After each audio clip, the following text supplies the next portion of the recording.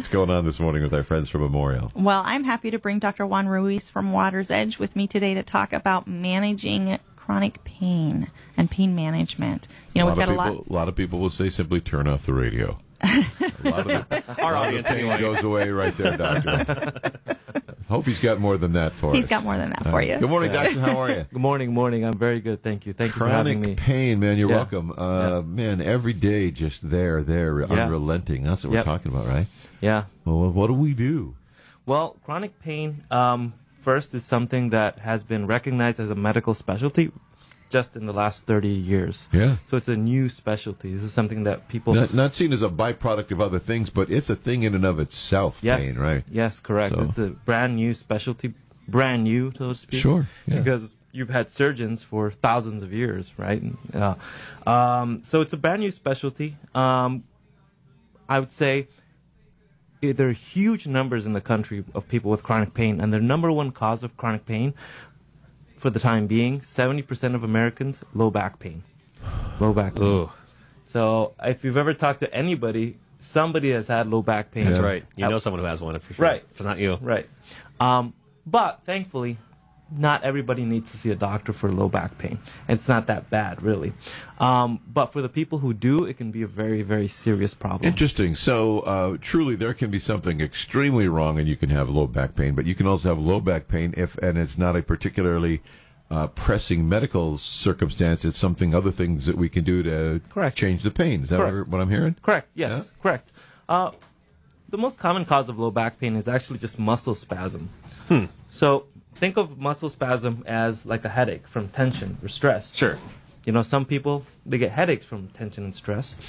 Some people, they get low back pain from tension and stress. Right. My wife, that's the way my wife is, actually. Yeah. So it's interesting for me. So. Take notes, Michelle. I know. I'm doing that on my side, too. Okay. So what can she do? Well, if what we call conservative measures don't seem to work, relaxation, stress relief, exercise, if that doesn't seem to work, and the pain has been going on for more than 3 months, then you should probably start seeing your doctor and talking to your doctor about it. Yeah. All right. But stretching, massage, those kinds of things can all maybe be the interim steps that you can do, adjust posture and those kind of common sense sorts of approaches. Exactly. Common sense, but common sense isn't as common as you would want it to be. Who knew common sense would be so rare, right? Okay, so let's assume that let's take a step past you've done all the things that you can do on your own. What is out there medically when they come see you, Dr. Ruiz? What might you be doing for folks in terms of pain? Sure.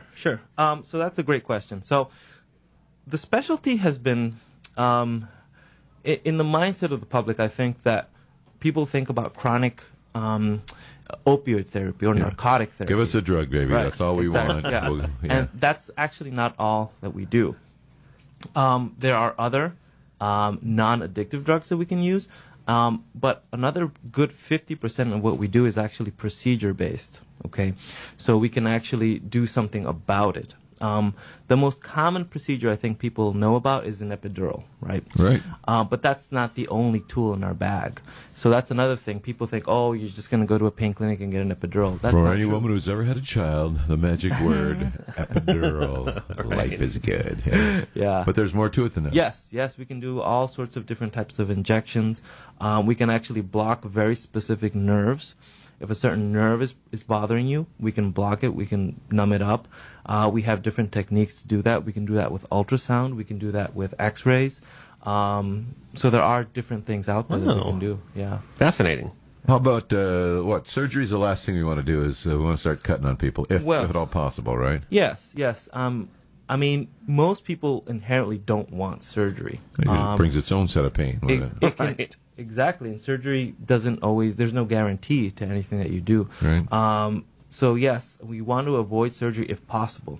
Now, if surgery seems to be the only option, then we'll definitely offer that. But we see a lot of patients who have pain, chronic pain, because of surgery as well. Sure. So it does happen. Yeah. Got about 30 seconds to go before we're out of time, Doctor. So by and large, you really need to decide if it's something that you can work on, and do you know what you need to know to work on it, right, on your own, and then monitor, and then maybe the next step is a doctor, or maybe you need to see the doc first to get that protocol for what you can try on your own. Well, yeah. I mean, really, if it's really bothering you and it's really affecting your life, see your doctor. Talk to your doctor about it. Yeah. It might that's the be bottom line. in your hands, and it might be a return trip to the doc. Shannon, anything, last word for us? No, I think Dr. Ruiz covered it. He's the man. Yeah, we'll That's have right. more information at yakimamemorial.org and hope people will go there and look for more information. I know there are some people in this community who really suffer from chronic I pain, know. and they do great work at Water's Edge, and That's so right. we want to get the word out that there are alternative treatments. And a wonderful facility on North 16th. Michelle needs him on speed dial, baby. Me too. Dr. Ruiz, thanks for your time. Thank you for having Shannon, me. thank you. We Thank got you. Fox News.